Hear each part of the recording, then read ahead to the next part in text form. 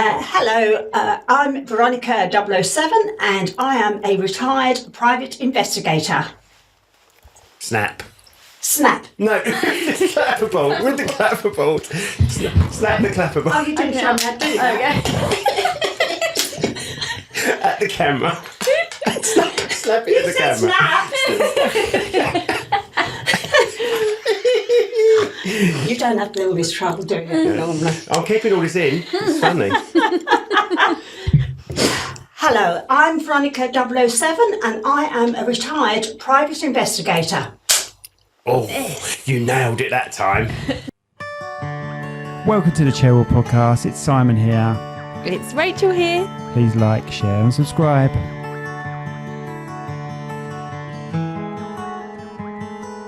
Okay, we're going to start. Hello, everybody. Let's start that again. Hello, everyone. Rachel, why are you laughing already? I'm going to sneeze. You went, everybody. Yeah, it sounded like the start of Rainbow. Good morning, everybody. Right, hello, it's Cherrywood Podcast here. Please like, share and subscribe and all that. We've got the lovely Veronica here. We don't want to say her first name. We just have. Surname. So we call her V, Agent V, I think. Actually, I like that. Agent V. I like that. Agent V. Yeah. And Veronica, I've already said her name again. Oh, blimey. I can see the sniper's rifles coming in already. And Agent V, Veronica, I can't even say Veronica now, is going to talk about her past as a private investigator. How cool is that? 40 years. 40 years as a private investigator. So before I hire her to find out if Rachel's having an affair, let's go to our sponsors and we'll come back. Boosh.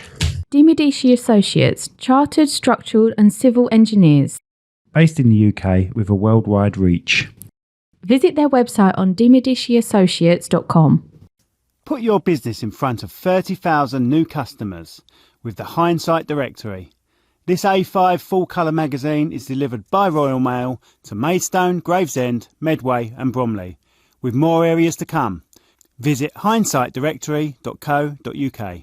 Bond Carpentry, where precision meets creativity. From bespoke cupboards to second fix carpentry, garden houses and even the Cherrywood Podcast sign. Call 07738 732 931. Bond Carpentry, licensed to drill.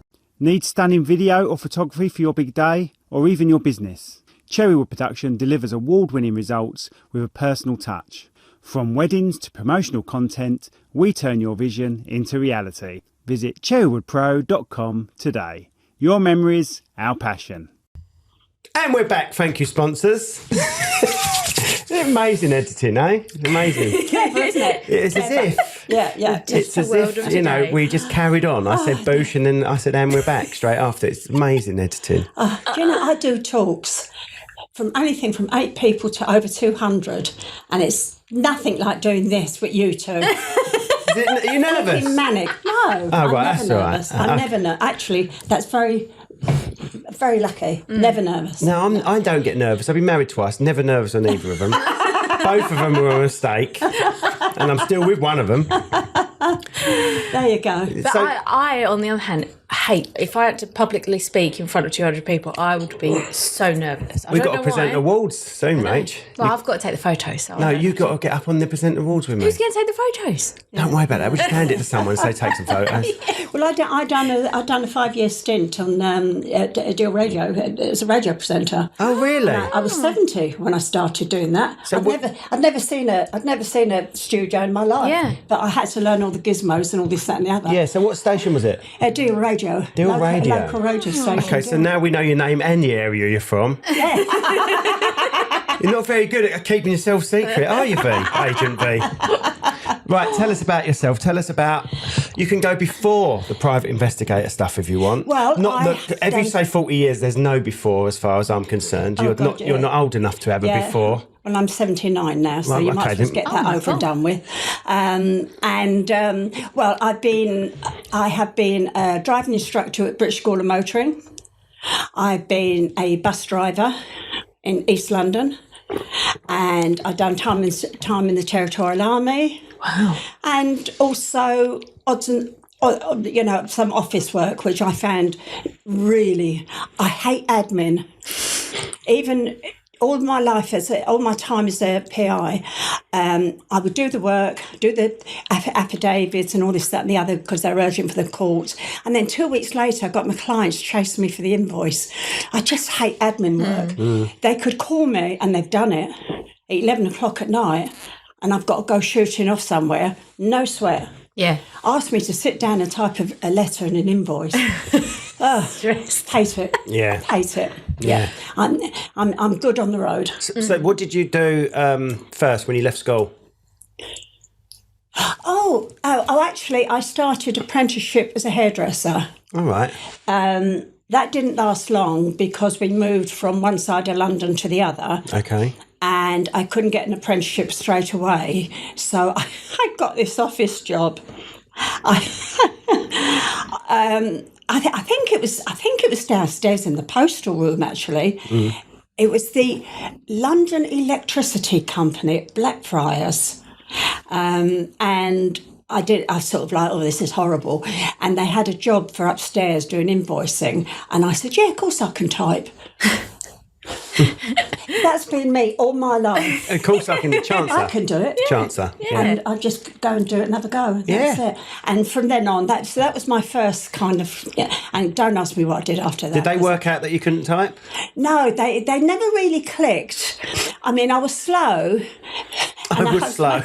What, typing or just in general? No, in general. It was kind of bum, bum, bum, bum. And then I kind of like, slowly but surely, I realised I had other fingers. Yeah.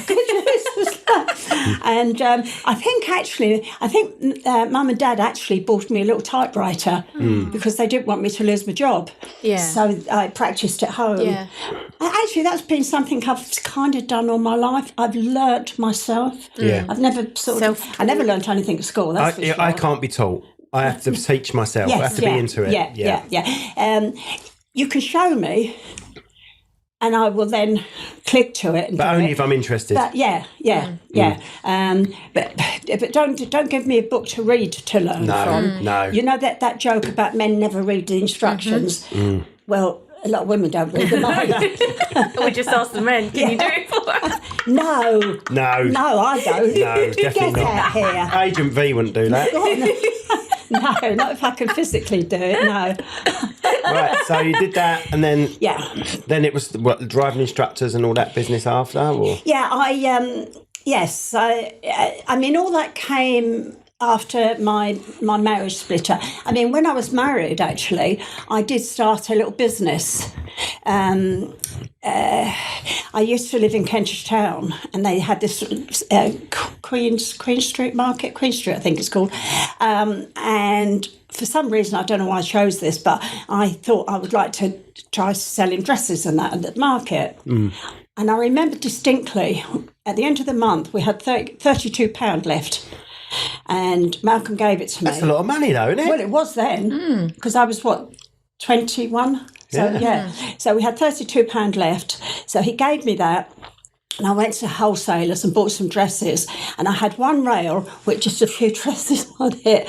And I just worked for 9 months without taking a penny out of it until I had 3 dress rails. Right. And built the business up. Oh, yeah. Then I went wholesale. Oh, I used to go, like Tupperware parties. Yep. Well, women used to do clothing parties, and I used to go around the countryside, selling all these dresses to all these women who then sold them on, and that was actually what I was doing until the end of my marriage. Right. And then things changed, which obviously I'm not going to go into. But then, then I started. I kind of started doing things that I thought I might do when I was 16. Right, okay. okay. You know, You took up netball. No, I've never been. I was obviously a lot slimmer those days, but I was never into all that. Right. Dancing was all my dancing was my exercise. I loved dancing. I went 4 nights a week. But then I kind of started doing slightly more sensible things to start off with, like office work and that. But then I always wanted, because I'm a driver. Last year, I'd done 2 road trips into Italy by myself. Oh, lovely. Wow.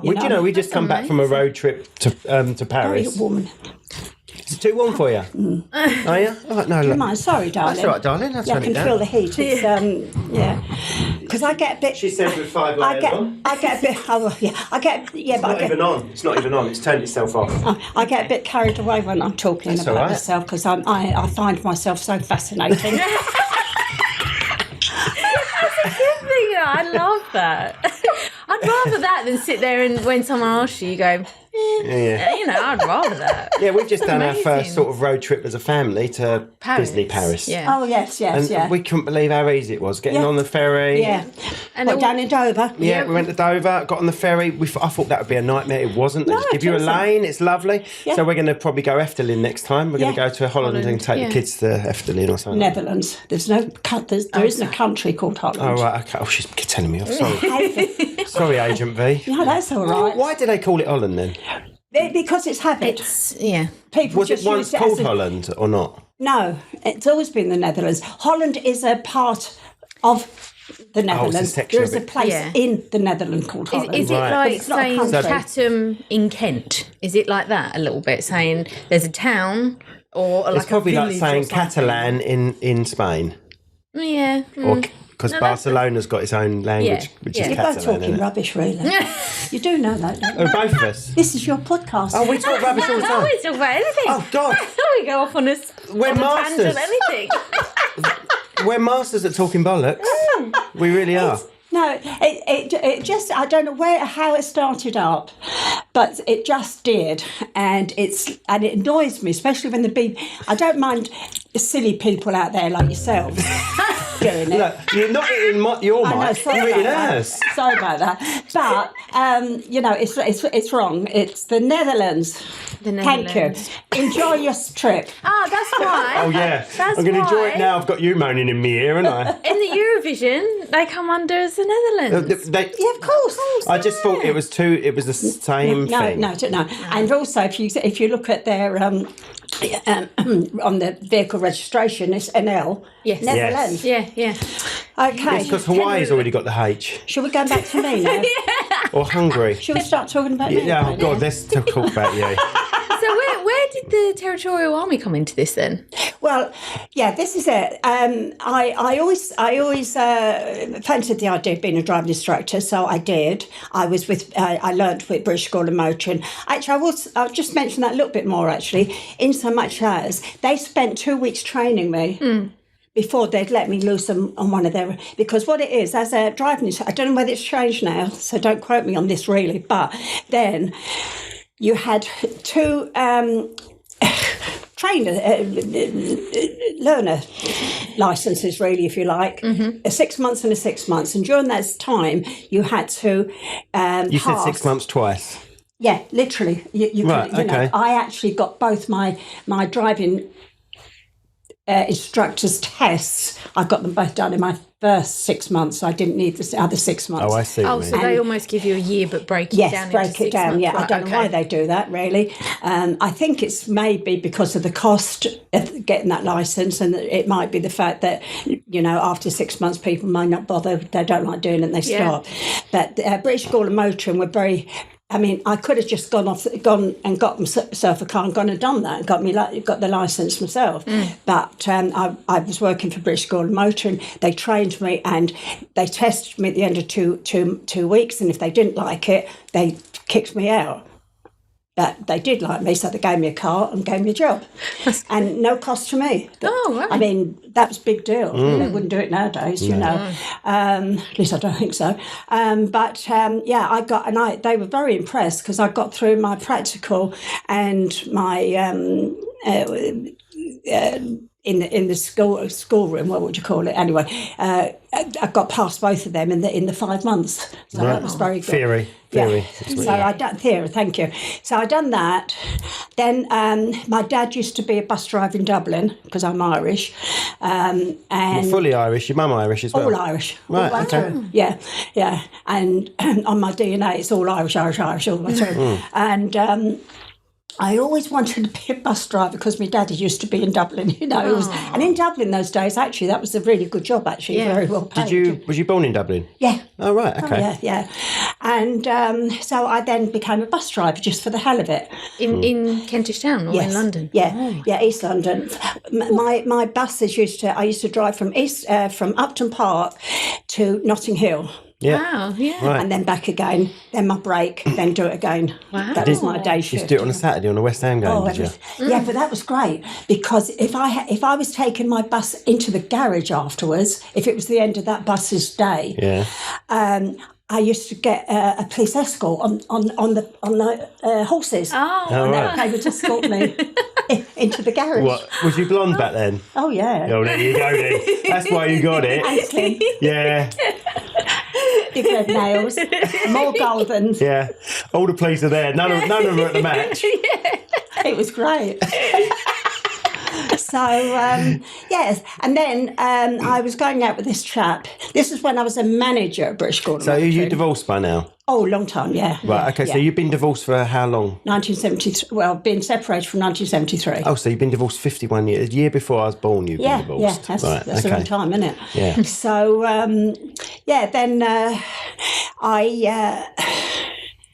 what was I on to then? You've done the buses. Oh, yeah, the Territorial Army. Yeah. I was going out. I had actually, when I was 16, think of joining one of the, forces, but I didn't. And then I was going out with this chap who was in the TA, and he was in the SAS part of the TA. And he kept on being away this every second weekend and this, that and the other. And it used to sort of get on my nerves, really. And he'd come back to me on sort of a Saturday night. I mean, we weren't living together or anything, but he'd come back to me Saturday night instead of going back to his mum with all his dirty outfit. And I said to him one day, do you know what? I'm fed up of this. I'm going to join the TA. And do you know what he did? He made a mistake. He laughed. Oh, right, that's enough. So I found out where the nearest one was, and it was very local. And they met, I think, on a Thursday evening. So I turned up on the Thursday evening to the hall. Now, I'm suited and booted because I'm a manager at British School of Motoring, so I've got my high heels, my stilettos on and my suit and all this. And the whole hall stopped. They were Like Private Benjamin? Well, I've got a photo, and quite frankly, when you look at it, you think, oh, okay. All these lads and lasses were folding his nets up, and the whole hall stopped, and they all looked at me, and somebody said, can I help you, love? Madam, Miss, or whatever they called Miss, I think they called me. And I said, I'm looking for the office. Oh, of course, it was the other end of the hall, wasn't it? Yeah. So who's going to click, clock, Click, click, click, yeah, silence. And I knocked on the door, and I got to know that he was a sergeant. He opened the door and he went, yeah, can I help you, love? I said, I've come to join up. Well, he nearly passed out. Because also, you see, I was 35. Right. So I was quite old, actually. All these other kids were all sort of like 17, 18, 19-year-olds, you know. So he said, oh, come in. And sat down, blah, blah, blah, blah, blah. Anyway, because I had a driving instructor's licence, of course, they opened me with open arms, don't they, thinking she'll be useful. Yeah. But because I was Irish, and at that time I still had a lot of family alive still over, and it was the time my lot were bombing over there. It took 6 months to get clearance. Really? Oh, gosh. Yeah, I bet. Oh, dear. They thought you was inside job. Yeah. Let's send a bird with stilettos in. Yeah, they'll never know. They'll never guess. Oh, Brilliant. God. So it was funny. Right, let's go forward. I don't know how many. Well, not many years. Not many, no. So no. Who introduced you to this sort of profession, or what was you doing just before to make you go into? What happened was, in actual fact, the driving school. Then it was the buses, and at one point I was in the big old buses, the big heavy old things. So we had to climb out backwards from the. I took over the bus at Upton Park. As soon as I got in, I thought, oh, flipping, he's been eating chips in here, and the steering wheel was greasy. Yeah, lovely. So when we used to pick up there, and then we'd go 5 minutes just up the road and stop for sort of 10 minutes or 15 minutes, and then start our journey. Yeah. So I got out here, and as I climbed down, this leg goes into the little hole there, and this leg comes down, and you're holding the pole. Of course, the pole was greasy, wasn't it? Yeah. And I just went crashing to the ground. Oh, right. And I went on my ankle, blum, blum, blum. Oh, no. So I was off for 3 months, exactly 3 months. And when I went back, I kind of then started begrudging doing the shifts and this, that and the other. So I saw an advert in the paper saying Group 4 looking for store detectives will train. Oh, what, Group 4 security? Yeah. Do you know, I never knew they were going that long. Yeah. I thought Group 4 security was like a 90s, maybe 2000s sort of company. No, long time ago. That's when they started having the bad press, though, wasn't it? Around the 2000s. Yeah. Up to then, they were just little security people. Right. Nothing but Okay. And they done store detective stuff. Right, yeah. You know. And I thought, that's something else, another box to tick, you know. Yeah. So I thought, because when I was about 11, over in Lewisham, and I don't know why I was there, and I don't know why I was there by myself, because we didn't live over there. I was in Boots Chemist one day by myself, and I saw this woman shoplifting. I only reported her, didn't I? Good girl, yeah. I mean, I can't believe I did that. I can't believe I saw her and noticed what she was doing, but I can't believe I actually reported her. So it was obviously in the gene somewhere. Anyway, I went along, got trained up, and they were sending me around to different places. They used to send you to different stores. And I mean, can you imagine walking around Wickes for a shift? I mean, B&Q was bad enough, but... my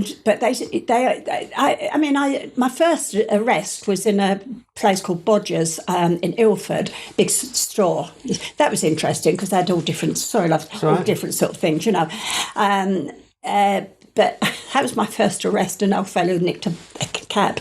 But they often sent me to Asda in Beckton, which was on my doorstep. And every time I went there, I made at least one arrest, if not two. So it was really, you know. So Asda actually offered me a job as a store manager, a security manager. So I took that.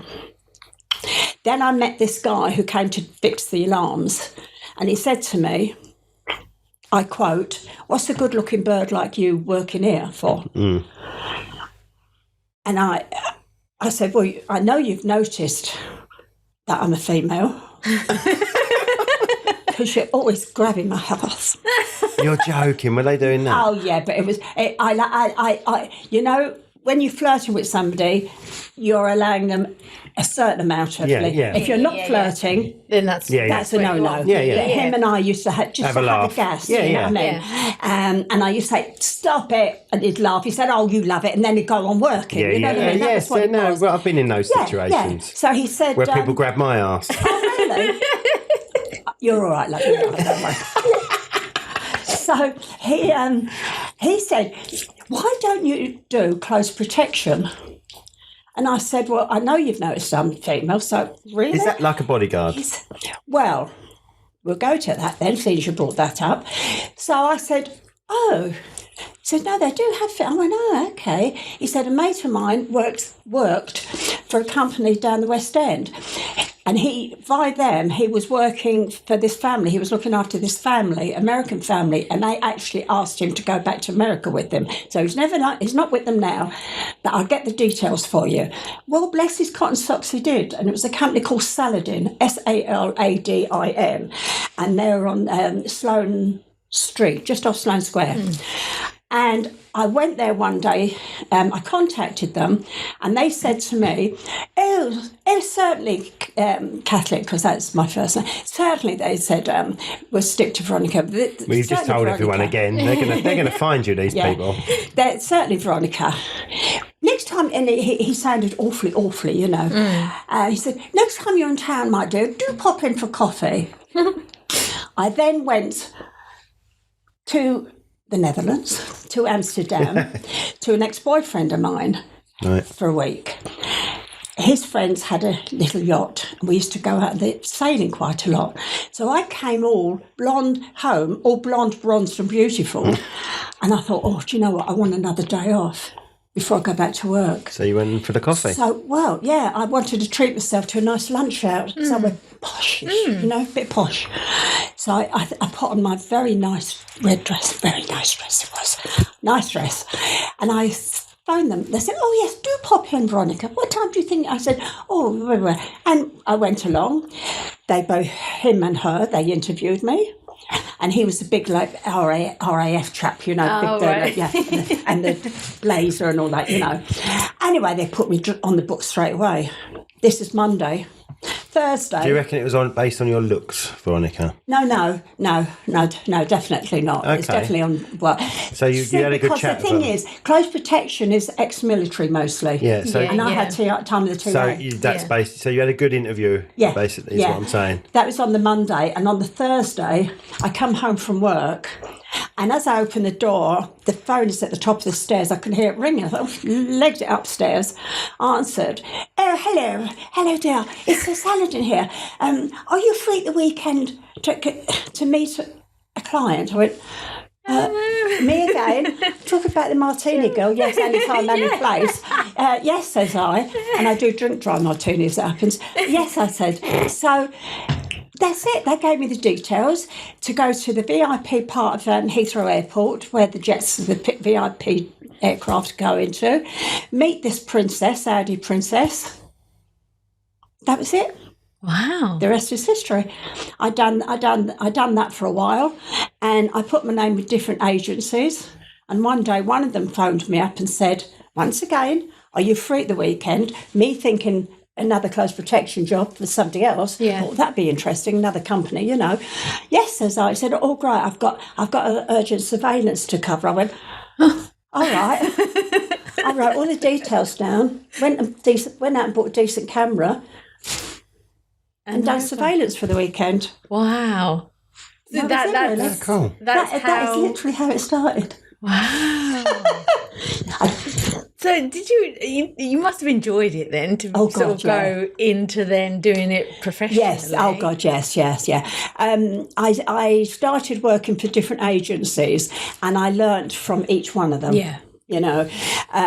This particular first one, David Roberts, who actually became Whitney Houston's real bodyguard, by the way. Oh, right. So he was Kevin Costner, basically. Yeah.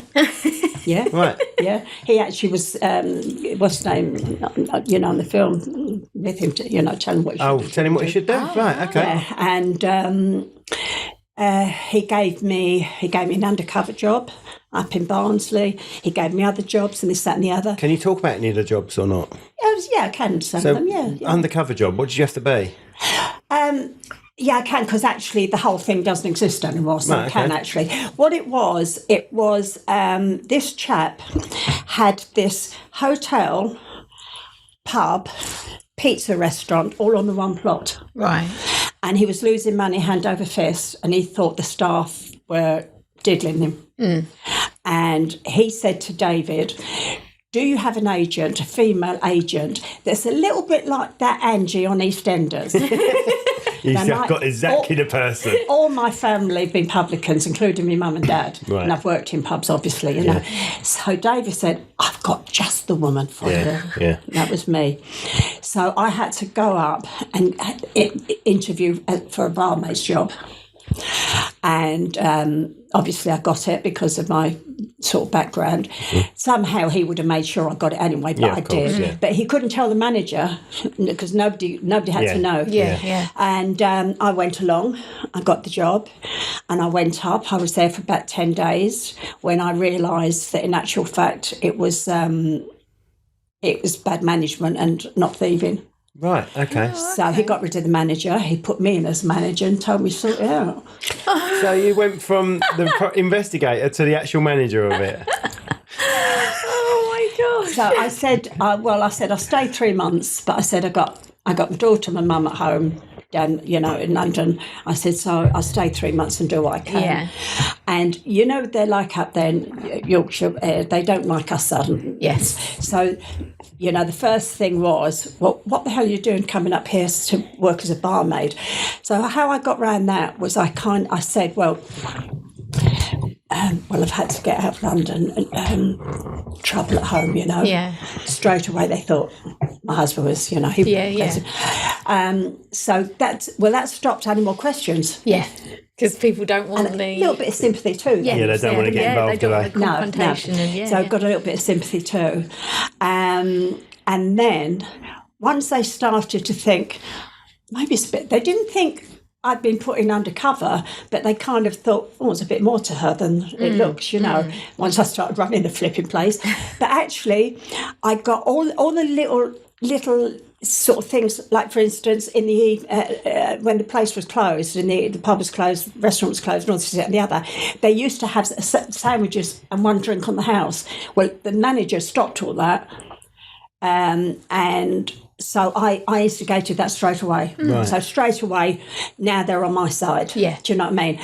And I got all their back paid. They were working overtime and not getting paid.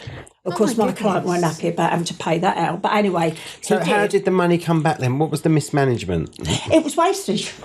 Oh, I mean, right, really, okay. seriously, it was wastage. I've never seen such wastage behind the bar, you know, sort of pouring drink, just slugging it out there, you know. Oh, it's a bit frothy, just like sitting in it. And the food from the restaurant, oh, the waste in there, it was just terrible. So there was overcooking and stuff? Yeah, and throwing stuff away that, you know, should have been kept wrapped up, sealed up, frozen or whatever. Or even put in sandwiches for the staff at night. Yeah, Even that would have been feed the something. sandwiches with what wasn't used, But, yeah. The wastage was really, really bad, you know what I mean? And let's say in the hotel, for instance, we've got sort of 6 rooms free, but because whoever it was didn't fancy paying the full price, now sort of 6 o'clock at night you've got 6 rooms free, so okay, knock 10 quid off. Yeah. Because 10 quid then would have been a lot. Knock 10 quid off. Now you've got somebody that's paying £40 instead of nothing for that room that You night. didn't have Things to. like that. Yeah, absolutely. So yeah, it was just bad. Now this guy had sort of all the university degrees and all this, that, and the other for management. Well, I mean, it goes out the window when you're stupid, doesn't it? Yeah. Yeah. You need to actually be in it. So. And then I learnt from another company. I learnt how to do process serving. That's serving court papers. Because each set of papers have got different rules. But other than that, it's not nearly as easy as it sounds, because especially in the latter years when I had high-end clients, I had to get past the doorman, or I had to get past the butler, or I had to get past the nanny or the housekeeper or whatever, you know, and things like that. So that's sort of almost like bailiffs sort of type thing, but you're serving them with the court papers rather than asking them for money. Is that right? That sort of thing? I done that as well. All right. Of course she has. Actually, funny enough, I used to be quite nervous about that. It was for sort of, I won't name the banks, but I used to do it for certain different banks. For somebody wasn't paying the mortgage, you know what I mean? And what was quite sad was a lot of the time, the people that were living there weren't the owners, and they didn't even know that the mortgage wasn't being paid. They're paying their rent. But there was only once that I physically had to remove somebody from a property, Right. and it was a young student. Right. So he said, he said, how long have I got? I said, well, really, half an hour, but I won't hold you to that, but, you know, as quick as you can. And so he got on the phone, he was calling his mates. A couple of mates did have a car. And it ended up, I think about 4 hours later, I said goodbye to all of them. I was helping him move out. And, you know, I was like doing packing for him and all. Because, God bless him, he was really, and he was such a nice young lad, and he'd paid all his rent and that. Yeah. And now I'm kicking him out. Yeah. Because, like, but a lot of it was people not paying their gas and electricity things. And once I had to, I think it was 11 grand they owed, but I used to love that because it was all sort of like kebab places and chicken places and all sorts of weird and wonderful places. And because I was a woman, they didn't take me seriously, of course, and they would talk to my gas man that I had with me to turn off, you know. And I say, excuse me, you talk to me, not him. He's with me. You talk to me. and I, you know, once I had 11 grand, and this is down Peckham Way. You don't walk down there with 11 grand in you. So I actually made sure that the gas man actually walked me back to my car, you know what I mean? Because I had all this money. But they used to, because I used to have to threaten them that they're getting turned off now, this minute. If you don't, I should pay over the phone to to the company. Yeah. And then the company tell me, yes, it has gone through. Yeah. Or you pay me cash, whatever way you want to do it. But you are getting cut off within the next 30 minutes. It's up to you, you know. But that was it. But I hated going to the court, to the magistrates for the warrant. I used to hate that because I say, I know I'm going to muck it all up, but no, I never did. We always had to say that we guarantee that if there's anybody vulnerable in the property, i.e. a child or an old person, that we wouldn't actually evict them, you know. So I always had to give that guarantee, you know. So I did feel guilty for that poor young man, but he was the only one that I actually physically had to kick out, as it happens. Right. Okay. So what? Any of your cases as a private investigator stood out for you? Well, firstly, what cases do you get? What do people phone you up and... Well, I only work for solicitors. Right, okay.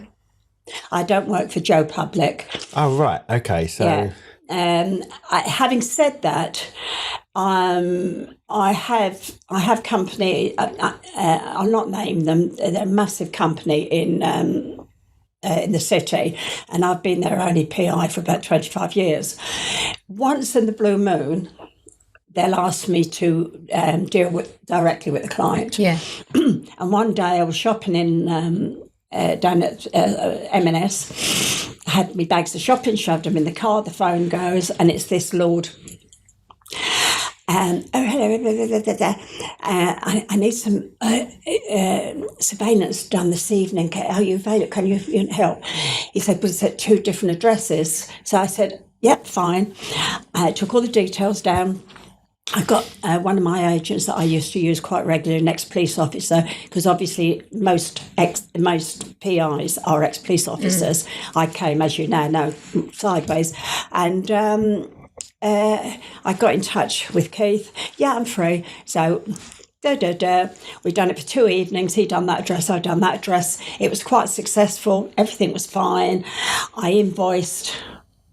18 months I was chasing that invoice. Oh my God. And this is a Lord blah, blah, blah. Yeah. In the end, I had to go down to their office down the West End, and I went in and I said, the reception said, I'm terribly sorry, madam, but if you don't have an appointment, I said, no, I don't have an appointment. Just tell him I'm here. Give him my name. She came out. No, he said, you'll have to make an appointment. He's too busy to see you today. I said, that's absolutely fine. I'm sitting there. And I'm not leaving until I get what I've come for.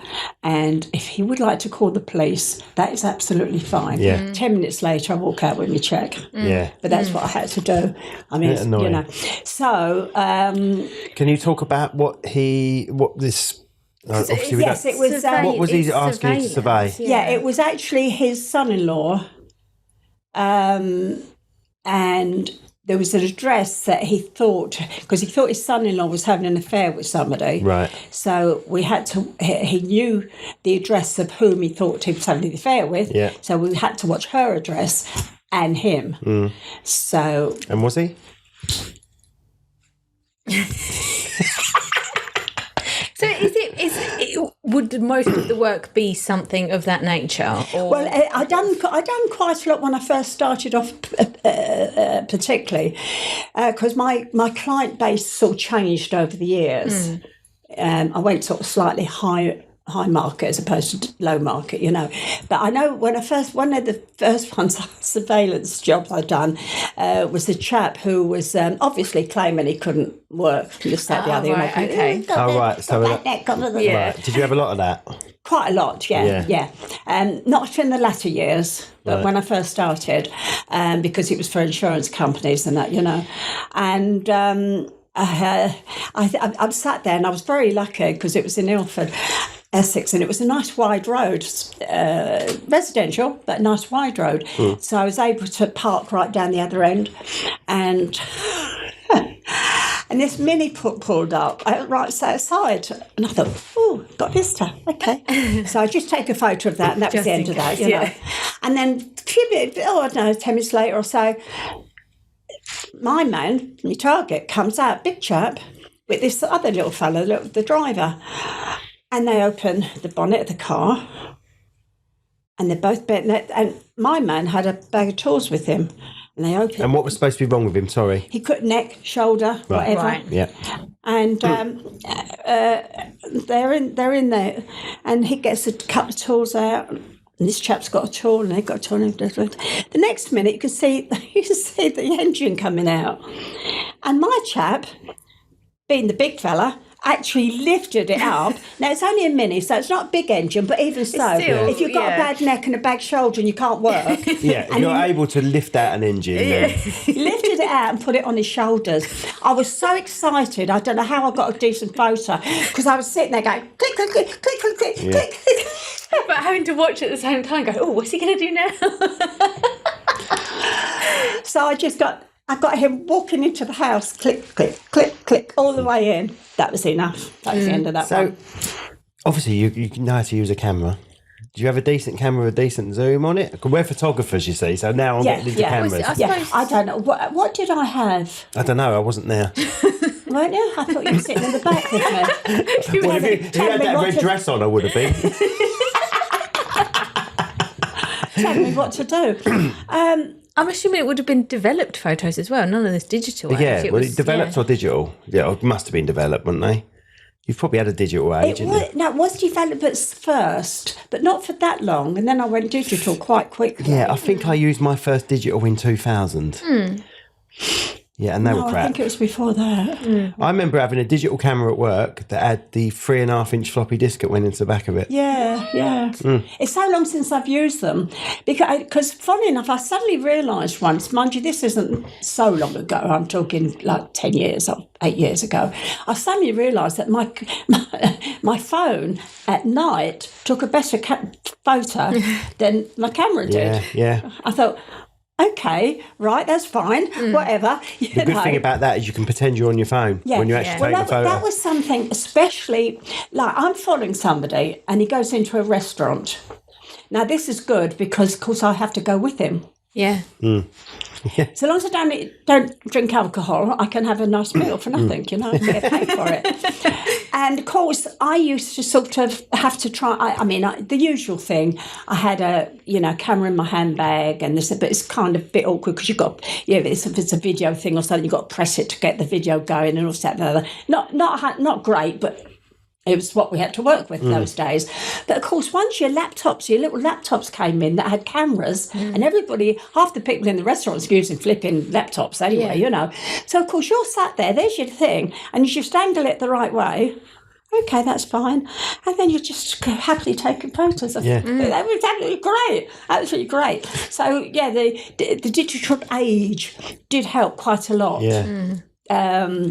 Have you ever asked for CCTV footage of a place before? Have I? Asked for CCTV footage to help you with an investigation? No, because I wouldn't be given it. Right, that's what I thought. Yeah. Over here, and this is a bit of a thing, really, that we don't have as much access to stuff as the Americans do, for instance, because, of course, the Americans are actually licensed. Now, they did try, about 20 years ago or so, the government started to try to license us. But they didn't quite know how to do it. they decided in the end, after a lot of 3, 4, 5 years or so yapping about it, they decided they would license us with the what's his name, chaps that put the discs on your car. Oh, like a parking meter. Oh, you mean... You know what I mean, don't you? Traffic warden. No, the police that actually put the... Oh, you mean the ones that put the thing on the wheel? Oh, the clamping? Oh, right. The clamping. Yeah. They thought, they're putting us with clamp. What the hell have we got to do with clamping, clampers? yeah. So we really fought that hard. Yeah. And quite frankly, they've just not bothered to. Yeah. Because what happened was, that was at a time when there was a lot of PIs that were being a bit naughty. Right. You know what I mean? They were breaking rules. Because, and this is no disrespect to the police officers, because I done 15 years as an appropriate adult, which meant I spent a lot of time in custody suites with the police, you know, and I saw what they had to put up with. And I'm not kidding you. Why anybody puts that uniform on, I do not know. No, I agree. You know, they work really hard for their money. Yeah, every form of industry has got bad people in it. Of course it has. Of course and it you're has. always going to get bad police, no matter what. Yeah. But doing that job as a policeman, you wouldn't get me wanting to do it. No. I don't know why I went into that. That's sort of a bit of a story, actually. But anyway, I think we're talking about CCTV and stuff before, and you're not getting these sort of. Yeah, we wouldn't be able to sort of get anything like that, you know. Now, I did have a reason for actually talking about the police, and I can't remember what it was. It might come back to me, but it'll come back tonight about 9:30. I'll give you a call. It's usually about right, isn't it? I'll come back tomorrow. We'll zoom it in very quickly, yeah. But, no. What would you say the most challenging part of the job is then? And have you ever felt in danger doing your job? Yes. Yeah. Can I answer what I think your answer's going to be? Please do. Is it just sitting around in a car? No.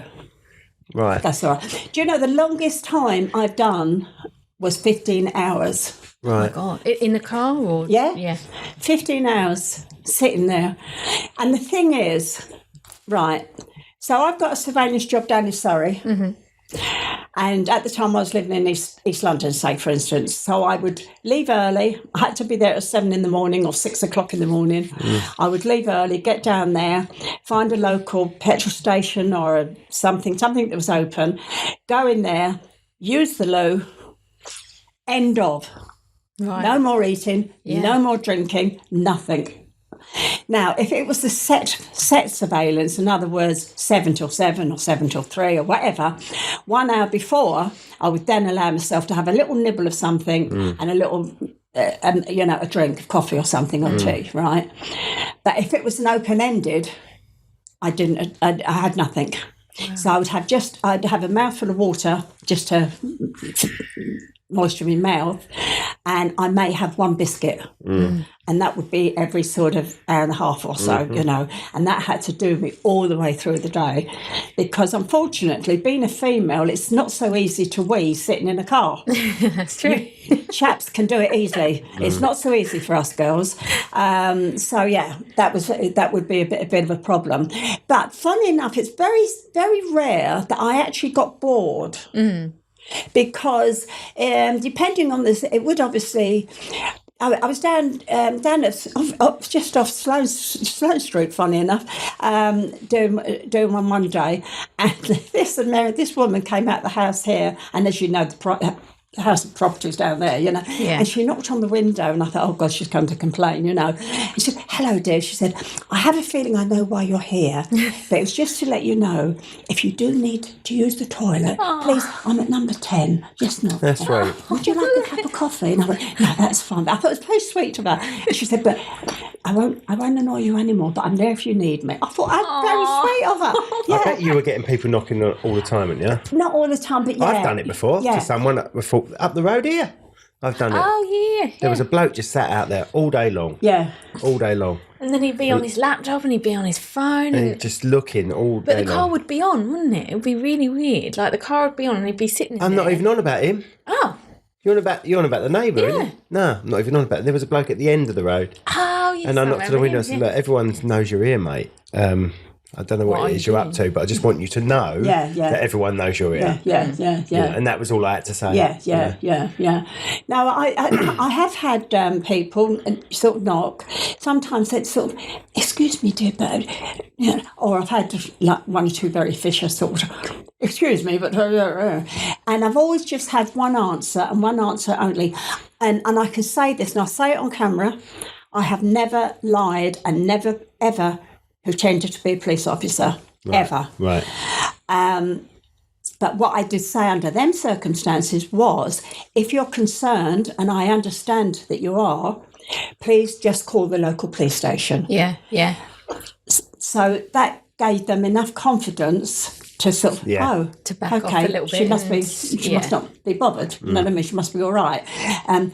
Maybe she's a police officer. Yeah. But I never said that. And did people ever call the police? Oh, yes. And what were the police like? Well, they were all right.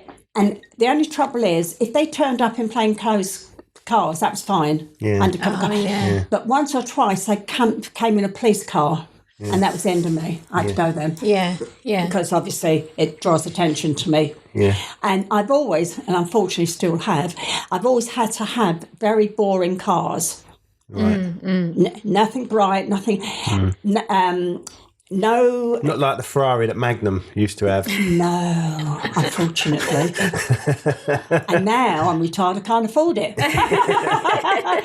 But, all boring cars, no stickers on the car. Nothing that would give you away almost. And if you're doing a mobile surveillance, in other words, you're following somebody in a car, you must make sure your headlights are working properly. You've got the cars can't have any dents and, because people... And I've always had very mundane, ordinary number plates. I've often seen number plates that I would love to have bought, but no, because people will remember it straight away. And just normal bog standard number plates that don't stand out. I mean, like a couple of times quite recently, and I'm talking about 3 or 4 times in as many weeks, I've seen number plates that have been blah, blah, 55, blah, blah. And I've noticed them immediately. This is blah, blah, 55, It's the sort of thing. So it's always been really boring cars, boring number plates, and also kept no bumps, whatever, and always, because you know yourself as a driver that if you've got a car behind you and one of the headlights is missing or one of the headlights is dimmed and the other one's all right, you'll notice that car for the next 50 miles if it stays with you. 100%, Won't you? Yeah. You will. And people don't, when I say people, I'm talking about people like you. The general, mere mortals. Don't kind of think about things like that when they think of private investigations, do they? It's not something that you have to sort of come to mind. But I learned a lesson, Danger. I learned a lesson early on. I had to serve a writ for a brewery. And this is a long time ago when I first started, and it was for $6,000. So that was a lot of money. And it was down in East End area. And so I was told he lives upstairs. So I went on a Saturday morning, not too early, about 9:30, went round the side, knocked on the door, and this chap opened the door. And I said, "Oh, hi, are you John Smith?" He said, "No, I'm Patrick Smith, his brother. What do you want?" And then he saw the envelope and he guessed straight away. Now, there was the door and it had one step and then the pavement. I was on the step and he pushed me. Luckily enough, I did fall back, but I didn't land. And that was a lesson learnt very early on, that no matter whether it was some grotty, horrible little dive of a place, or on many occasions, I sort of a half an hour drive up the driveway to the mansion. It was always a knock and 4 steps back. Right, okay. Always. Yeah. Wow. I have had a shotgun in my face. That was interesting. And I had... you've got to tell us more about that. Don't go on to the other bit yet. That was up in Barnsley. Right, so Barnsley, you had a shotgun to the face. Yeah. What happened? Well, what it was, I barred this guy from the actually, it was the hotel bar.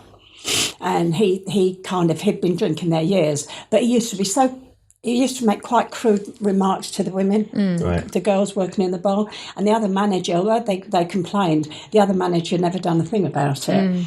Now, I don't know whether it's just me. I can't stand wrongs when there should be a right, or whether it's just I'm a woman, I don't know. But having been a barmaid myself, I know about these things. And I just said to him, will you stop speaking to my girls like that? Because it wasn't so PC then. I could call them my girls and it wasn't offensive, you know. Because, I mean, they're 50-year-old women. They're older than me at the time. But don't stop speaking to my girls like that. My staff deserve better. Don't do it. So anyway, I said to him, OK, you're out. Go. He said, no. I said, no. And I said to her, give him the money back for that drink. So she opened the till, gave him the money back. I took the drink off him. I said, that's it, we don't owe you anything, now get out and don't come back here, you're barred. I don't think, yes you are, you're barred. I'll be back, no you won't. He came the next day. Bloody shotgun. Right. But luckily enough, the staff saw him come in. Yeah. And call the police straight away. Right. So by the time I'm still calling them, don't be stupid, you don't want to do anything silly, blah, blah, blah, blah, blah, blah. Did you remain calm for it all? Oh, yeah. I fell down. Luckily enough, I still smoked those days. I think I got through a packet of cigarettes within half an hour. But at the time, I'm always like that. Actually, I'm always very calm at the time. Actually, I'm lucky like that. I don't fall down until afterwards. But yeah, I was very. Don't be silly. Blah, blah, blah, blah. And I think, how long will it take them to get here? Anyway, they came. They didn't have the sirens on. They came silent, and they crept in at the back of the hotel and came in, and armed response. Well, this is Barnsley. There's armed response driving around all the time in Barnsley, and they got him, and went to court. And he got a little bit of time for that one. Wow. But yeah. Then a couple of weeks later, another chap came in, brandishing a knife, looking for my under manager, who happened to be a Dutch chap. And I stopped him on the staircase before he got any further up. Once again, talking to him like he's an idiot. But I felt I had the upper hand, because if he came any further, I was going to kick him downstairs. Right. Yeah. So I had that slightly, and you know, at least it was a knife, like not a bullet coming out of the thing, you know. So I literally was sort of like ready to kick. Yeah, I really was. You know, I was holding on to the banister because I had my high heels and all that, and I was on duty. I was in a suit and all this, that, and the other. And I thought, just hold tight, and if he takes 2 more steps, that's it. I've got him. Shoom, and he'd go flying. As luck would have it, the police arrived then by then. Sorry, the police arrived by then, and just that the other. So yeah. Excellent. So what about like emotions and morals and everything Can I stop you, Rach? You asked a question about what were the difficult things. I made my suggestion of what I thought the difficult bit was, but I don't think you ever answered what the difficult bit, challenging bit of being an investigator was, or did you answer it? Because I jumped in with sitting in a car. Yeah. You said no, and then went on about sitting in a car. Right. So, as you do, which is nothing wrong with that. Did you answer what the challenging bit of doing it was? So the most challenging part of the job itself. If you say sitting in a car, I'm never going to forgive you. Sitting in a car. Well, to be honest, every assignment, it doesn't matter whether it's surveillance, whether it's serving court papers, whether it's... Well, they're the two most challenging jobs. I mean, doing trace work, or I mean, once I had to look for a homeless man because he'd been left a house, and I had to find him so that he could be given his house. Really? Did you find him? Yeah, of course I did. Was he amazed? Was he pleased? Yeah, well, he didn't believe me at first, so it took a bit of convincing for him to, you know, I gave him my card, I showed him, you know, and I showed him my licence, so that my licence said the same on the card, the business card. It was a bit different, actually, because I had my full name, but never mind. But, it'd take a bit of convincing, but I did get him to promise to meet me the next day. I promised him a big breakfast. So you can either have your breakfast, we'll talk about it, and you can then leave, or you can have your breakfast and then come with me to the solicitors. It'll be totally up to you. And he agreed to that. So I gave him his breakfast, and he did come with me. So yeah, he did get. Was it a distant relative, or was it his parents, or? No, it was an uncle, I believe. Right. If I remember rightly. Yeah. So the stories aren't all doom and gloom, and because I suppose a lot of them could be you're potentially destroying someone's life if they're. I know obviously they're cheating, but you could be potentially breaking up marriages. You could be. So some of them are good stories, successful stories. Also, percentage-wise, of someone pretending they're injured or pretending they're disabled, what was the percentage of people actually being disabled when you investigated them? 100%. They were all lying. Really? They were all liars? Yeah. I never had one that got off scot-free after I... So you never had one, you investigated and thought, oh, actually, no, he does need that walking stick. No. No, because after all, the insurance company don't use us lightly. Yeah. So do you reckon they've been reported first or something? Do you reckon they've been reported to the insurance company first? It could be that. I don't know because I don't work for the insurance company. So you just deal with I just get my instructions. But it could be they were reported, or it could be that it's gone quite a long time and really, is that what happened? Do you know what I mean?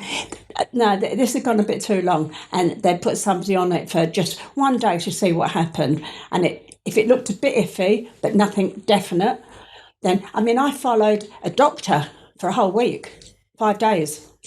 5 days. She said she couldn't go to work, and she was going to work. I got plenty of video and this, that, and the other of her, and pictures of her, and it went to court. And on the one occasion I've ever been asked to act as a witness, I went as a witness, but because the other side saw that I was there as well, and they saw all the photos and this, that, and the other, the insurance company, my clients' still paid out, but a much, much, much lower fee. Much lower. Okay. Everybody was happy. Right. Yeah. Have you ever been caught by the person you're...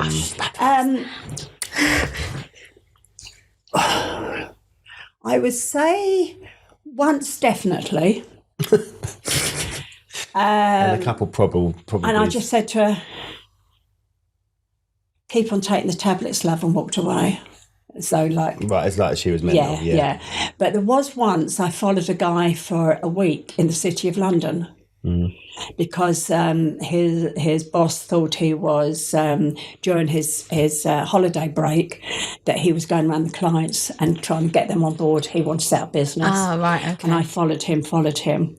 Then on this particular occasion, he came out and I'm behind this bollard. Not bollard, what's the name? In the middle of holding the building up, and I'm column, thank you. I'm going click, click, and all of a sudden I realise he's actually walking towards me and he's looking at me. And he's got a briefcase in his hand, and he's got the other hand fisted, and I don't know. See, this is where you can't get this from training. It's either a natural instinct, it's like a gut feeling. Yeah. What I did was I kept on taking photos. Yeah. If I had stopped dead, he'd have known instantly. Yeah. But I kept on taking photos. Then I just moved a fraction, then kept on taking photos. Yeah. And then he didn't know. He wasn't sure then. Right, so, yeah. And he actually stopped. And he stood there for a couple of seconds looking at me, but then walked away. Because if I had have just gone like, oh God, it is me. He'd have known instantly. Yeah. So, but that's the sort of thing, it's kind of a natural instinct. You can you have to think. That's one thing.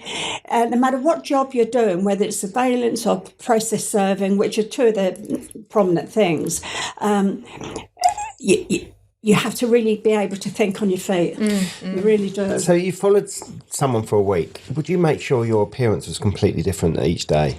Oh, yes. Also, I had 3 different wigs. Right, I was going to ask that. I have... Are you sporting one today for us? Or No, this is just me, darling. You've got nothing else. They say blondes have more fun. Do you know what? I've got to be honest though. I love the shiny bits you have. My twinkles. Yeah. Yeah. So are they just little extras or what? Yeah. I wasn't born with them. No, I know that. But what I'm trying to say is, was it a spray? No, it looks like you've got some little bits. They're kind of knotted. They're really cool. Yeah, and they stay in as long as that piece of hair stays. If I because I'm losing hair, I'm going. If you do this again in 6 months' time, I'll be bald. if I lose that strand of hair, the twinkle's gone. Right, okay. Okay, so it's connected to one bit of Sometimes hair. they can stay there months and Yeah. months. Okay. You know, so Do you get a hairdresser for that, to have that added? Do you get an hairdresser to add that for you? No, it's just a girl that does it. That's cool. Yeah. I like having them That's done. nice. And I thought I'd make sure I had some today because I hope the camera might catch them. Oh, get some done. Oh, you got her into twinkles now. You what? reckon- Come back my next daughter- podcast. I've got a load of twinkles. Spiky twinkles. Oh dear. Are there any misconceptions out there that you just completely want to quash? Oh yes, yeah. people I mean, think of- it just the trouble is people. Luckily enough, I have my clients. The solicitor's very well trained, but even so, their clients, who I then quite often have to converse with while on a job, on an assignment, they do kind of think. I'll give you a good instance. I was doing a surveillance job for this chap. On his wife. He was convinced that she was having an affair. Now, I'm sat in my car and I'm facing that way. The house is behind me and I'm watching in my wing mirror. She comes out, but she doesn't go to the car. So I stay where I am.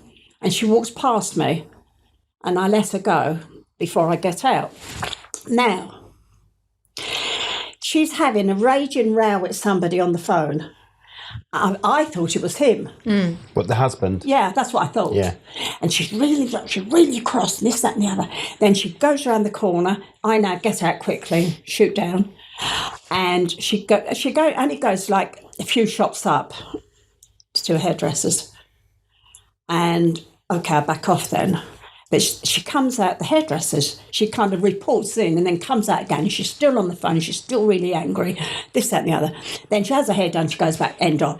I speak to him. I said, she came out. She was having a raging row with somebody on the phone. Was it you?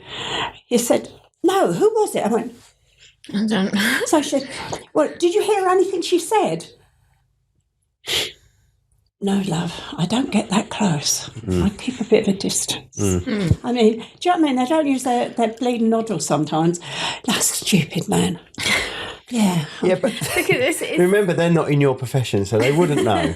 Yeah, but he also, we had a long conversation before I actually went on the And you assignment. explained, yeah. Yeah, I did. And I said another thing, and I always say this if I'm doing a mobile, that's either walking, but especially car-wise. If I'm following somebody in a car, there's a good chance that I could actually follow them for 3 days and not lose them. There's a very good chance that I could follow them for 3.5 minutes and lose them. Yes, yeah. Because if I'm on a roundabout and it's an Arctic lorry or a motorbike coming round, I'm not going to fight them.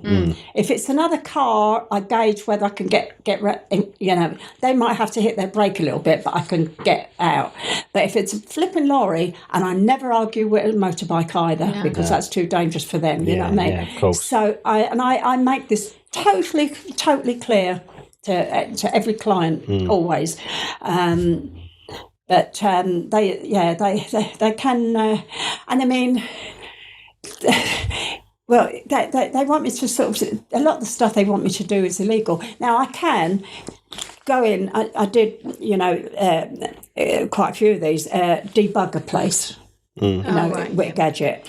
They can do them, so you can buy these things yourself. Yeah. You know what I mean?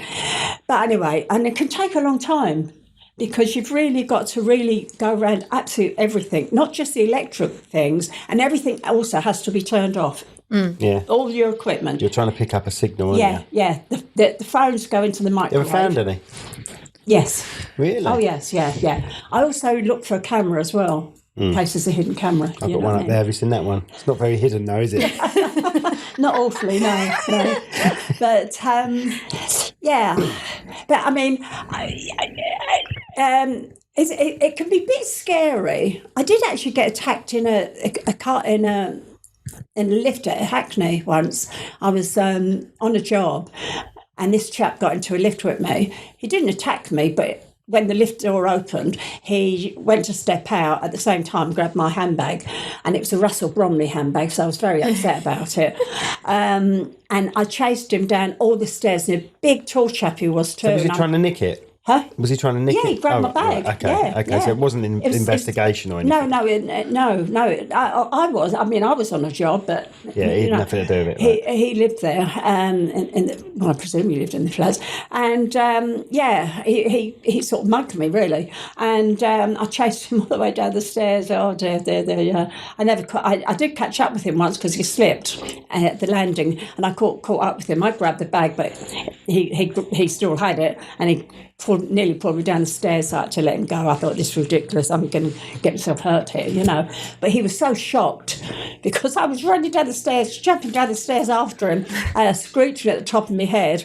But, I mean, that was quite a long time ago. And my mum was outside in the car, which was quite upsetting. But luckily enough, I had my car keys in my pocket.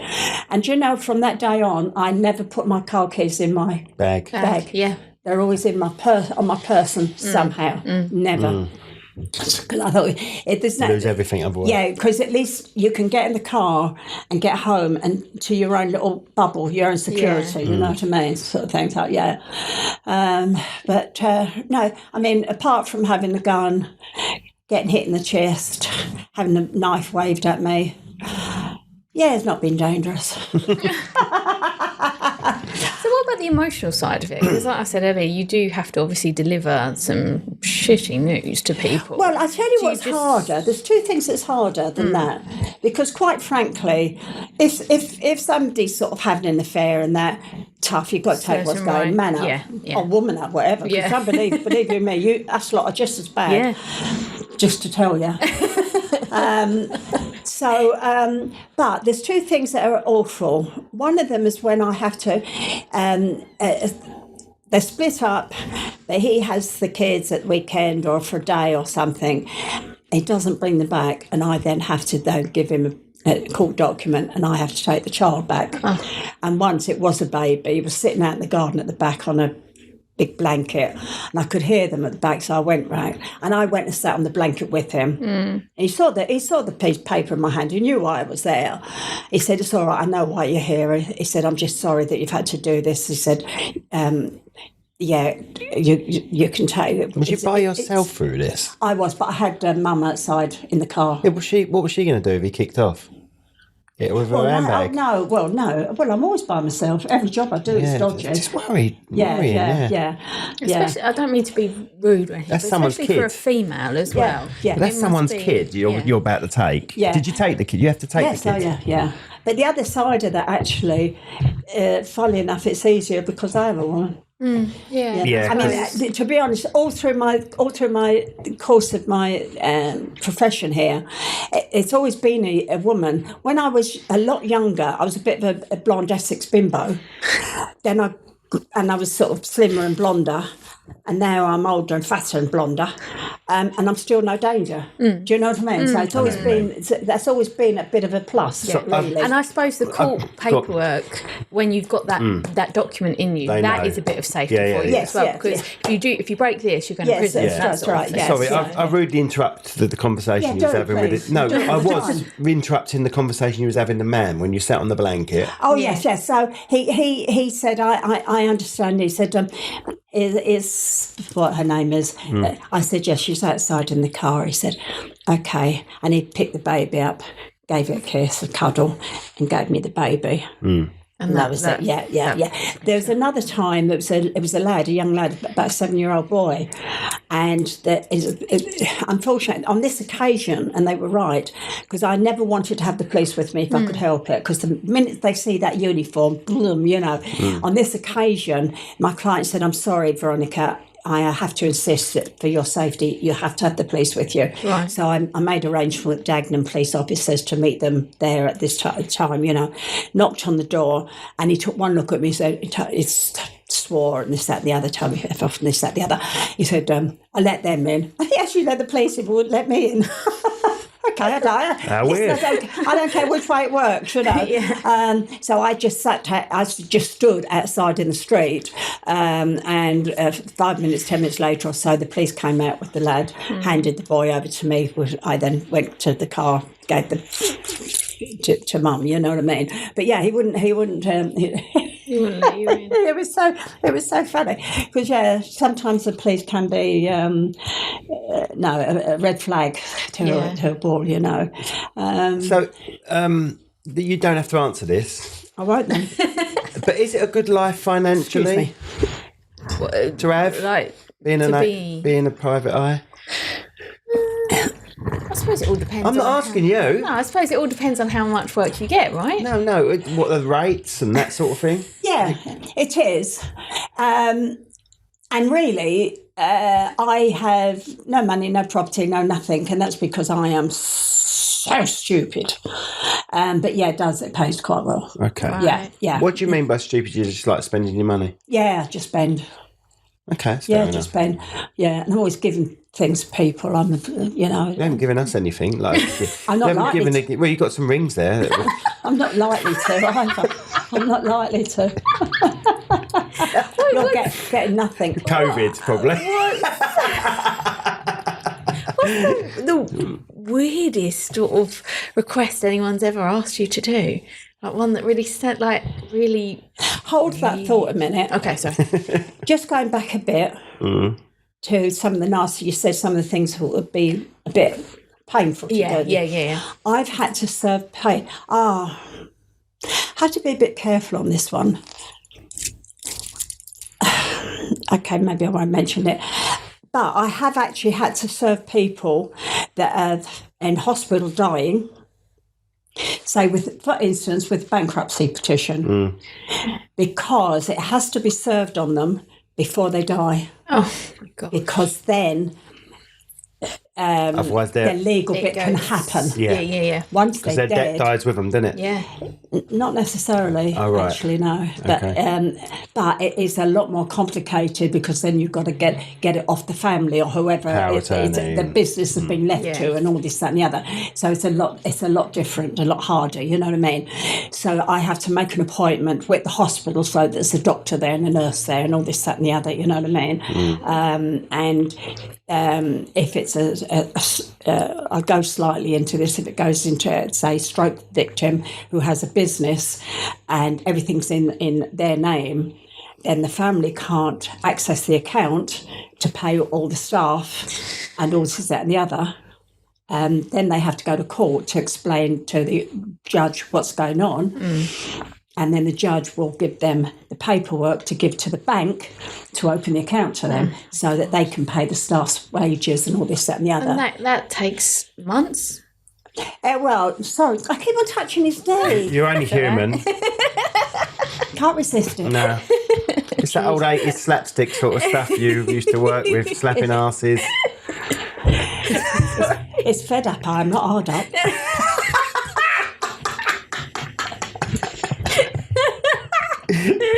Oh dear. So, so that's very hard, you know.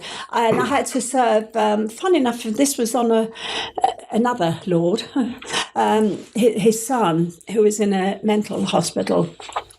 And it was a domestic violence injunction that he had to, the judge had laid out in this injunction that he had to stay away from the sister, the family, everybody, because he was quite violent when he was, when things weren't, you know, his head wasn't right. Yeah. And once again, have to make an appointment with the, hospital and all this, that and the other. And it's quite hard. And he was so polite. He was so nice, you know. It was very, very hard. So how do you emotionally deal with those? I just do it. I have to. Yeah, I barrier up. Yeah. Yeah. I mean, that lady in the hospital with the stroke, that was quite hard because she was young, healthy, very fit, and all this, that, and the other. And it was a major stroke. By the way, she survived it. Wow. And she actually was able to speak somewhat, not a lot, but I don't normally know the outcome. It was sheer flukes that I knew about this a year later, or 18 months later, that she had, actually came to some, recovery. I like to, that sort of easy out. Well, somebody's got to do it. It's a job, Yeah. I do feel that, but I like to think that I do it very honestly and as gently as I can. Because it's not easy. Especially if somebody's really, really ill and dying, and you're sort of giving it, oh God. Yeah. Now, domestic violence injunctions, going back to that one, that's quite, because I've served hundreds of them, and a lot of them to sort of like skid-heady type chappies and stuff. And the most they've ever done is use a lot of bad language. They've never threatened me or anything, It has what you call a power of arrest attached to it. Right. It's automatic on domestic violence injunction. It has a power of arrest attached to it. And that power of arrest says that the judge has said, you must not do this. If you do any of those things, you can be arrested and kept in prison for 14 days. Mm-hmm. So it's quite a powerful little piece of paper, Well, once the other party has to do an affidavit to the judge saying what he's doing to her, so that she can get this domestic violence injunction, you know what I mean? This, that, the other. And one day, for the sake of, nothing better to do, I happened to read this particular one, and I wish I hadn't, because apparently the last time the police went to arrest him, they sent the dogs in first because they thought he was armed. And now I'm going with this. And I'm thinking, I wish I hadn't have read that. That was stupid of me. Anyway, I go along, and it's a block of flats. It's got a walkway, and it has a glass door thing. And I sort of knock. No, nothing. Okay, no. I go back. I think it was either the fourth or the fifth day.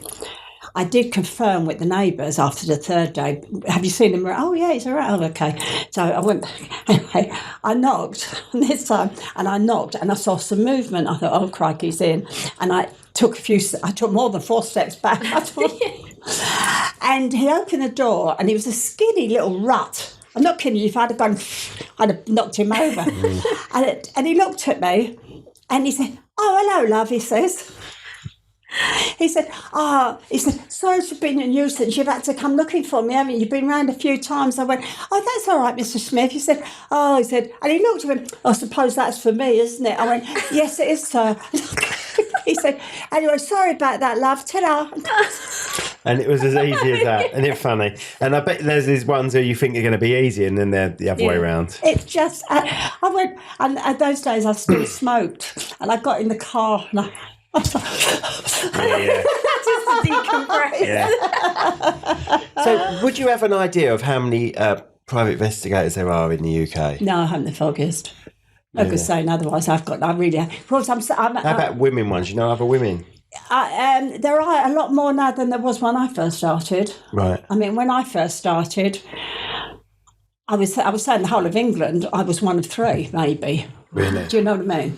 But now I'm most probably more of 1 3 dozen, maybe. Yeah. Do you know what I mean?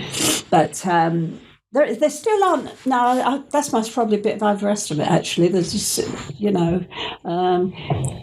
I just get the feeling that when female police officers retire, they sort of like think, that's it, I'm finished there, you know what I mean?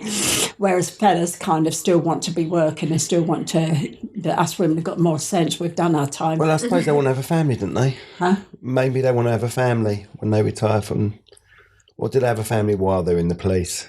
Oh, no, they have the family, yeah. Do you see what I mean? Yeah. No, not really. Do women, female officers? Oh, female. We're talking about women still. Sorry. Why did I say do women, female? That's me saying it twice. Yeah, But do female officers retire earlier to have their kids? No. Or do they do it while they're in the force? Oh, yeah, no, a lot of them have got children. Oh, yeah. Right. Oh, yeah. I don't think it necessarily stops them from having children just because they're in the police force. Because they get quite good benefits and time off and all this, that and the other, you know what I mean? So, yeah, it's not a hindrance. But, you you must know yourself. I mean, to be honest, because I do talks on this.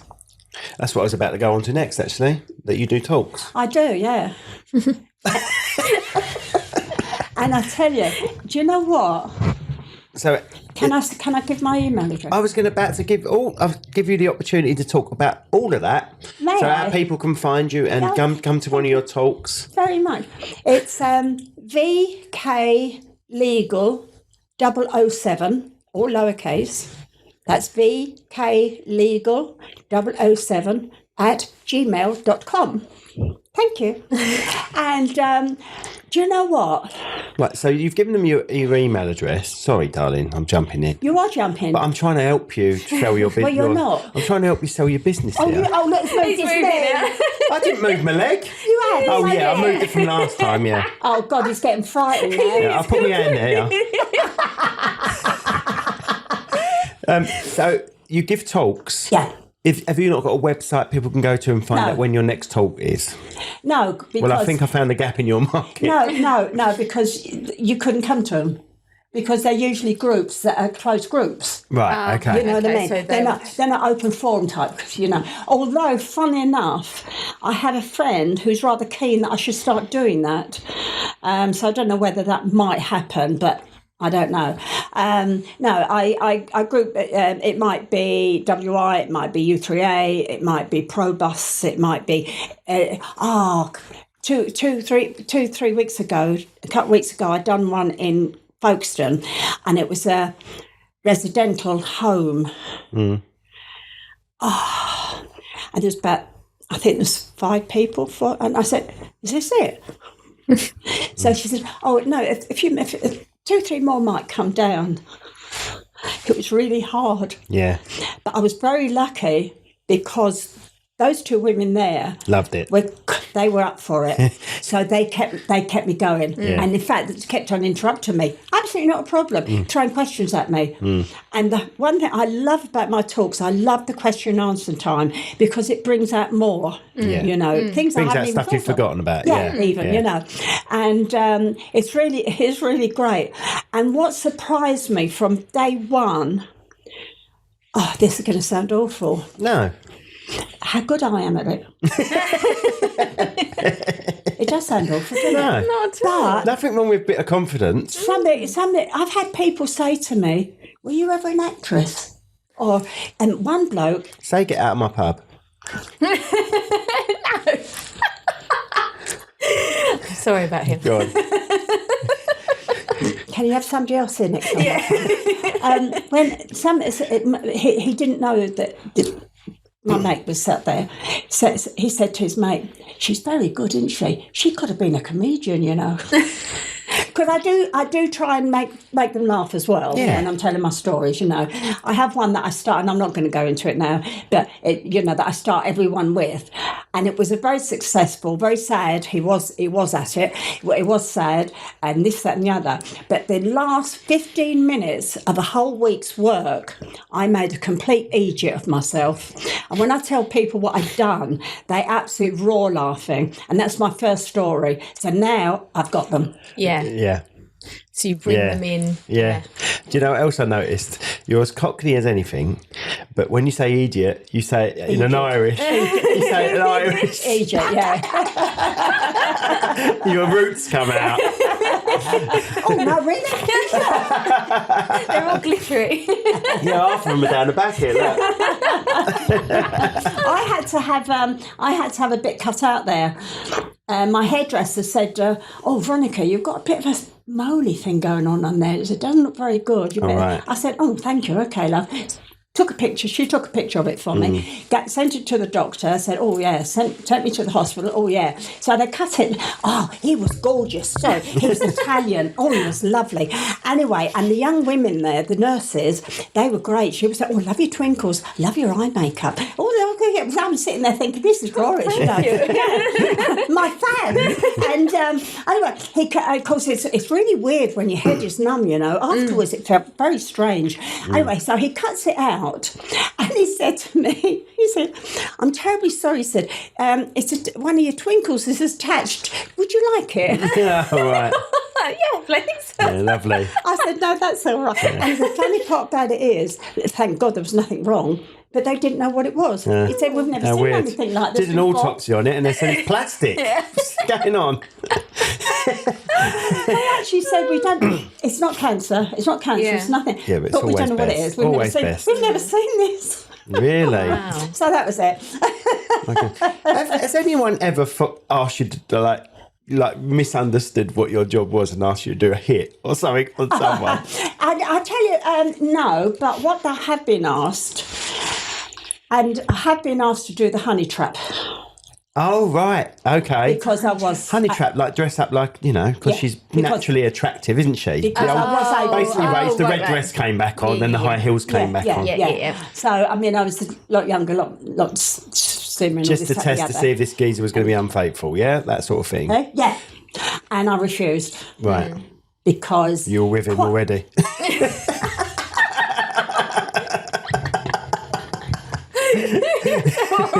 You know, I've got so many stories to tell you, and I'm not going to tell you anymore now. Oh. Because, anyway, no, I tell you what, and please, I'm talking to the audience now. I do not mean to be disrespectful to the men out there, but men are men, and they are easy and stupid, bless They them. think with when it comes something. to their underpants, there's Right. only one thing going. I've always used the pigeon demonstration. What's the analogy? Analogy. You watch two pigeons, the male's constantly trying it on with the female.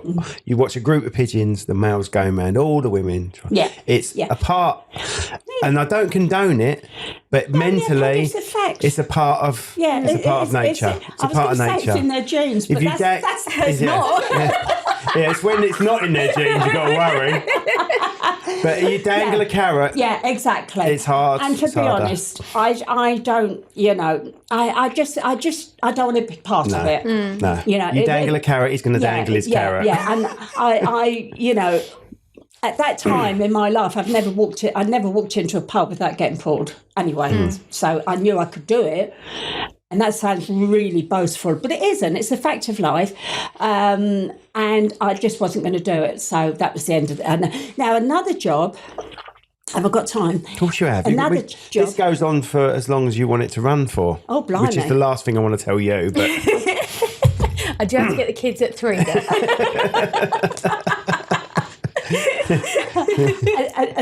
Another job. You see, when you keep asking me questions, I keep on thinking of other things. stuff. That's why we're here. You know that, didn't you?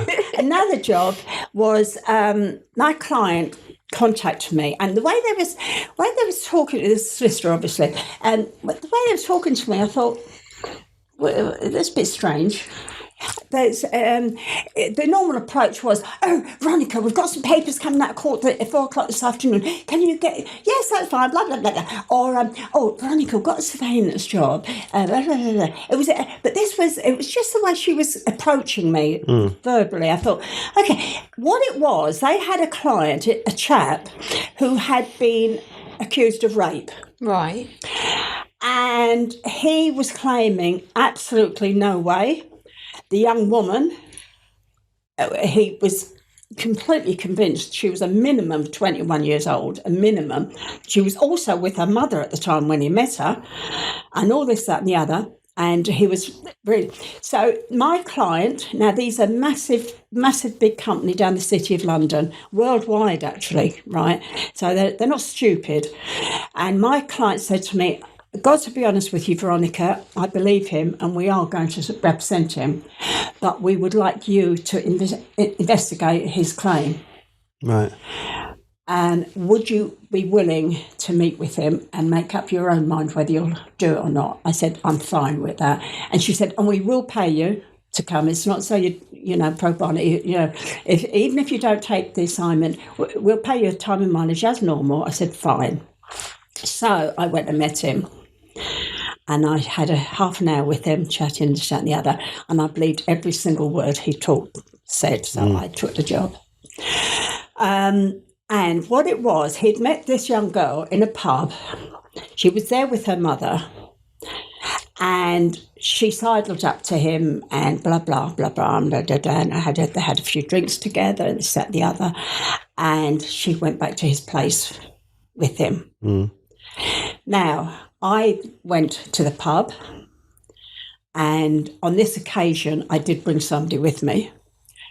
And I think in a way it might have been because I was looking for a second opinion on it, you know. And so I treated a friend out for a nice meal, and then we went on to the pub. And she came in with Mum. Now, she's sitting on every man's lap in the pub trying to get them to buy a drink for her and this, that, down. She's touching them inappropriately.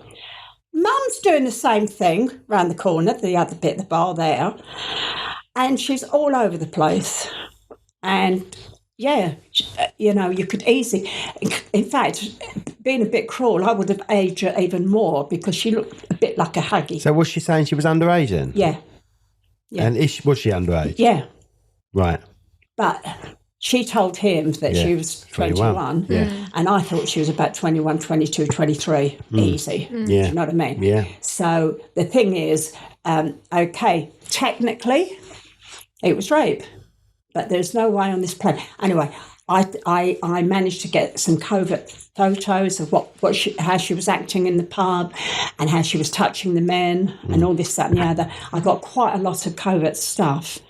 I gave it to my client, who gave it to the police, and it was all kicked out. Right. And I was so pleased about that. Yeah, because it's quite easy to assume it's the guy straight away. It really, yeah, of course. And don't get me wrong, a high percentage of the time it is. Of course it is, yeah. But which makes it harder for when it's not. And in fact, I mean, she actually got done. Because the thing is, in my head, any woman who claims rape when she's lying does such a disservice to other women who are raped. Because after all, the police also are human. Oh God, not another one. Do you know what I mean? Yeah. Okay, and they try to be. I know most of them. Not all though, but most of them will try to be very professional and true, you know, and do the same job for everybody. But on the other hand, they're also human. So I think, oh, for God's sake, another one, you know, is this true? And it's hard. And it's only been more recent years that the police are taking all these type of matters more seriously anyway. So when you get a girl who lies about it, they need to put it away. Well, yeah, it's just as bad as committing the offence. Yeah, of course it is. Of course it is, because they're doing such a disservice to other women. But you would think if she's going through court over that, why would she carry on doing it with her mum? Yeah. I mean, the mother is a right. Yeah. Yeah. Yeah. Right, we got this cup here that has loads of questions in it. We're going to give you random questions that are nothing to do with what you do. You pick 4 of them, and then you can read them out. Who said I can read? Well, I'll read them for you. We'll get Rach to read them. Do you know what? Is that 1 or 2 there? Oh, it's 1. I was trying to get rid of it. I thought I was taking out 2. Do you know what an affidavit is, actually? Okay, right, an affidavit. I do, but go on. Okay, an affidavit. I serve papers on you. Yeah. Now, I've come out, whatever time it is. And I then go home and I type up my affidavit, my story. Right. I go to a solicitor, not my client, a solicitor. I swear, Almighty God, this is my name and handwriting. The contents of this, my affidavit, are true. And that is then legal document. And Jeffrey Archer lied on his affidavit and he got 4 years in prison. So that means, as a professional process server, if you say to the judge, she never served me, and in 40 years this has never happened to me, but it could, the judge won't believe you. Right. Unless he will say to you, well, okay, you're saying Veronica didn't serve you with your documents, prove it. You have to prove that wherever you were, you have to have people prove that you were there. You have to have documentation to prove receipts, whatever. But you've got to go through the mill to prove that there's no way could I have served you, because the judge will automatically believe me. Because you've signed, basically Because signed I've your sworn. life away. So you're doing After that. affidavits every day then? Literally, you're literally doing affidavits. Oh yeah, every day. every time not for surveillance jobs, but for serving papers. Does that cost you to do that when you're going to the solicitor? No, only £7. Right. Yeah.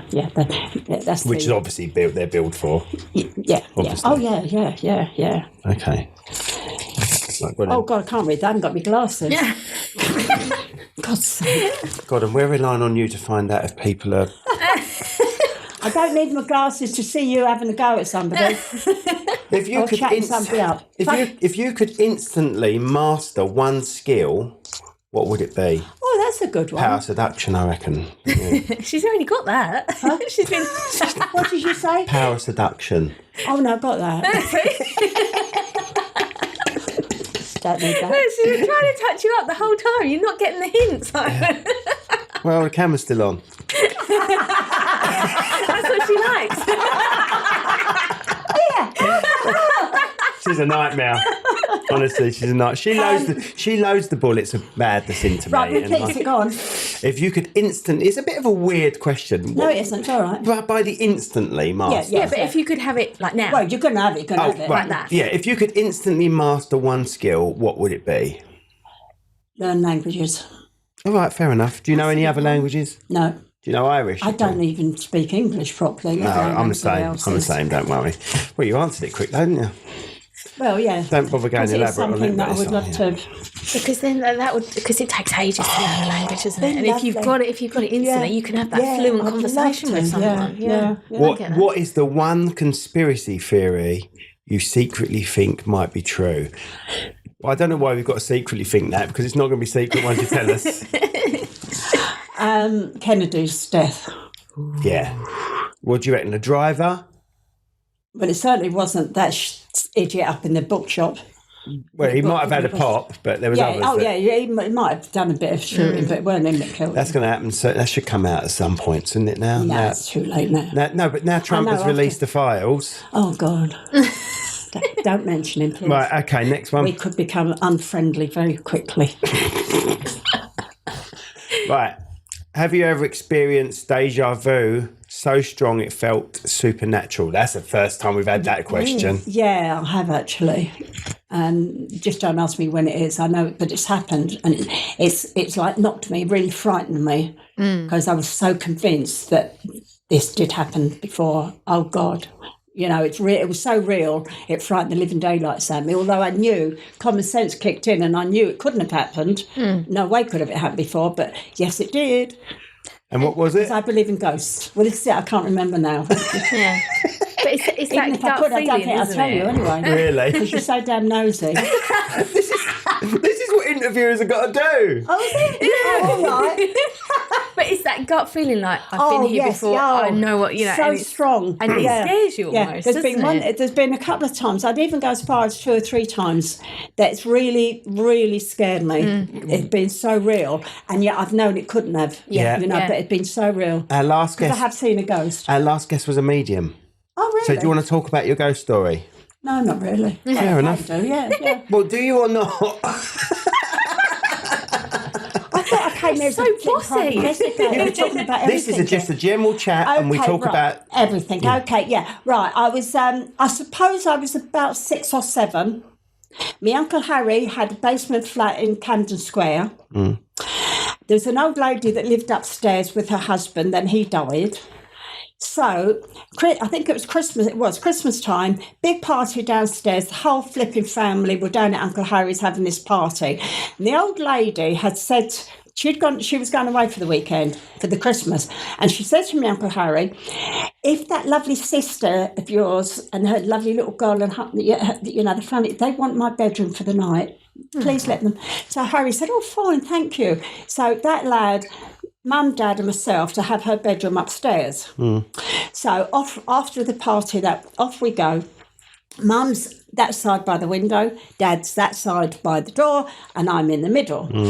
I wake up in the middle of the night, or whatever time it was, and there's Mr. Smith in the corner No, it was that corner actually. In the corner, black top hat, black suit on, and he sat there. And I'm thinking, oh, didn't occur to me that he was dead.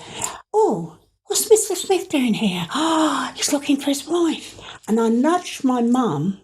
She woke up. She said, what, Ronnie, what? I said, oh, it's Mr. Smith. My mum looked over in the corner and screeched at the top of her head. Wow. Because she knew he was dead. Did she see him as well? Yeah. Well, my poor father falls out of the bed. Oh, no. Jesus, he's going, what's the matter, Vera? What's the matter? And he jumps up, turns the light out. Of course, there's Mr. Smith gone. My mum said, Mr. Smith was there. Mr. Smith was there, Jack. And just, Jesus, Vera, what are you talking about? Ronnie saw it. Ronnie broke me up. Yeah, so we both saw him. There he was sat there. He'd come to see the missus and got these 3 bloody bodies in his bed. You come to see the missus. Well, imagine if that was the only time we tried to contact her and you three were in his bed. I mean, really? Oh, I used to go to a medium down in Basildon. Right. Now, this is really scary. Okay. Went to see him, and I am so load of rubbish, don't believe it. Oh, you are? So you're a non-believer? Well, A skeptic? I'm not now, but I was. So I go to see him, and I go with a friend who recommended. We all went together. Anyway, we went.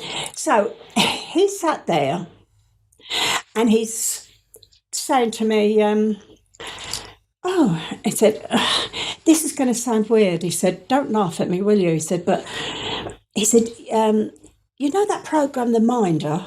I said, oh, yeah, with Russia. He said, yeah. He said, I'm looking at you, but that is what's on my mind. He said, I don't know what I'm talking about. I said, well, yeah. I said, yeah, I do close protection. I am a bodyguard. He went, He said, I should have more faith in myself. Then he said a few other things, and it was really, really, I know what, bloody hell, he really knew what he was talking about. Now, I hadn't told him nothing. So we're all leaving. We're going down the stairs. As we're going down the stairs, he says to me, what's your handbrake? I thought, there's nothing wrong with my handbrake. He said, what's your handbrake? I went, oh, all right. And I'm thinking to myself, I wish he hadn't have said that, because that's like trying to put the cherry on the and he didn't need to, because he was so good. Now he's talking rubbish. So anyway, I went away. 3 weeks later, I'm in Germany. Natalie and her then boyfriend were working in a vineyard down there. They decided to do a bit of touring for a year. And then, so... We don't know who Natalie is. Is that your daughter? Sorry, my daughter. Sorry. Okay. And then I'd go down for a week. I'd drive down for a week. Of course, those days didn't have sat-nav, so it was harder. But anyway, I got down there, absolutely fine, straightforward, no problem. They gave them an extra day off to be with me. So we go into a local town. I park... I think it was, I can't remember the car now, and it was on a little bit of a slope. Off we walk, on the pavement like that, not that way. So we're walking, when we go down town, the other way, walk back, Nick, Vic's the husband, Nick says, he said, your handbrake cable. That's what he'd seen. Yeah. It wasn't the handbrake, actually, it was the speedometer. Right. But Nick automatically thought it was a handbrake cable, and that is what he saw. I mean, that's crazy, isn't it? And I go and see him by myself, and we're talking away here, and he's saying, and I'm saying, yeah, I can go with that, yeah, I can take that. He said, I can see, I can see 2 service badges. Bus badges or something. He said they're side by side. They're in the bottom drawer in your bedroom. Does that make sense? Of course it did. It's my dad's and mine. Yeah. How the hell could he know that? Yeah. Then, and this made him cry and me cry. We were both crying. He's holding my hand now. He's saying... Well, you've been holding mine the whole bloody podcast. He said, I can see some black patent men's dancing shoes. Well, that was it. I burst out crying. Got him crying. Even my mum didn't know that I'd kept my dad's dancing shoes. Really? Oh. Amazing. Now that really, I mean, ask me another question. Okay. What's the most embarrassing thing you've ever Googled? Oh. Nothing. I've never had an embarrassing Google. I've never Googled anything and suddenly you've got a load of naked men, if that's what you mean. Oh, and yeah, is that what you've been after? I've Trying been trying. I'll show you the sites, don't worry. You've been brilliant on here. We've got one more question for you. We always ask a guest if they want to add a song to our play. We have a special playlist on Spotify. Do you know what Spotify is? Elvis Presley, Steamroller. Perfect. Steamroller Elvis Presley. Steamroller Blues. Brilliant. You've been So sexy. so sexy. You've been absolutely amazing. Thank you so much for coming on. No, thank you for so having me. much. Do you want to tell everyone again your email address in case they want to get in touch? Yes. bklegal007@gmail.com. License to Thank you. thrill. Shall I leave? I've pulled.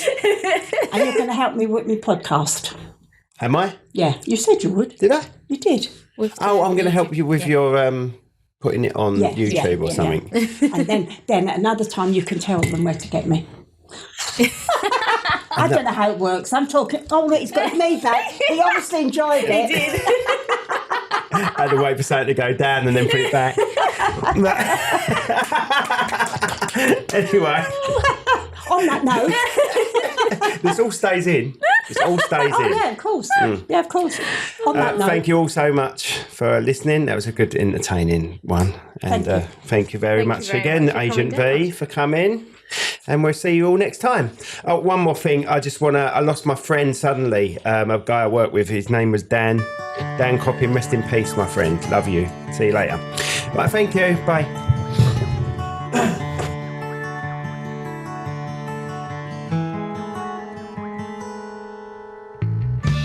Club Awesome, for autistic children and their families, a place where everyone belongs and fun knows no age limit. This podcast has been brought to you by Snug Dubs Camper Van Hire. Roam the world, park anywhere. That's snugdubs.co.uk.